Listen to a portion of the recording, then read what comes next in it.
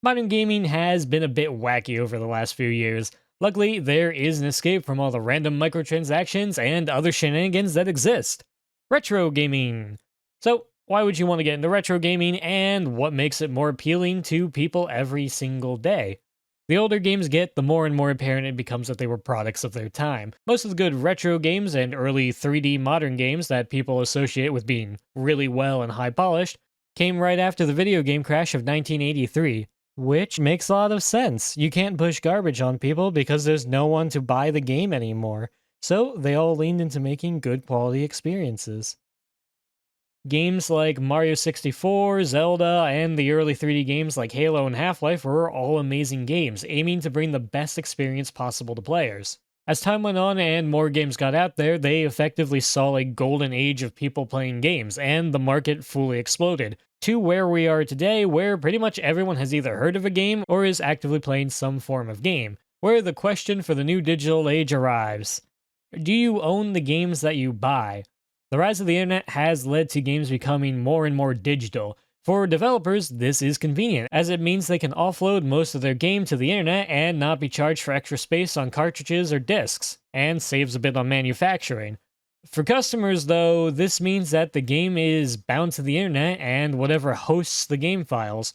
So if a company chooses, they can simply remove the game and your physical media is effectively a paperweight. If you're wondering how this happened, it's mostly because of the internet hype from the 2000s and 2010s, where having everything on the internet was seen as the future and just the proper thing to do. It didn't really cross anyone's mind at the time that buying something didn't actually mean you own it, and that it can be fully taken away with you at any minute because the company decided so. You now rent games, whether you buy them physically or digitally.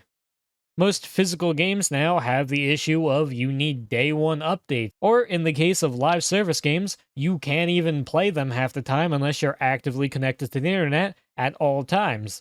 Meaning if you don't have the internet or something else, you just can't play the game anymore.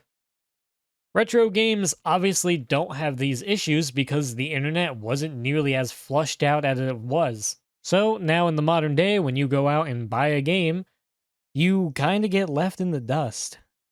You either bought the game, which is actually renting the game from the company and they can get rid of it whenever they want, or you can't even play the game because you need their active live service that they control to actually play, making the physical media once again a paperweight. So you don't really own any of the games in the modern day. Retro gaming, though, doesn't have this problem because a lot of it came pre-internet, and half of them don't even have updates from the original discs.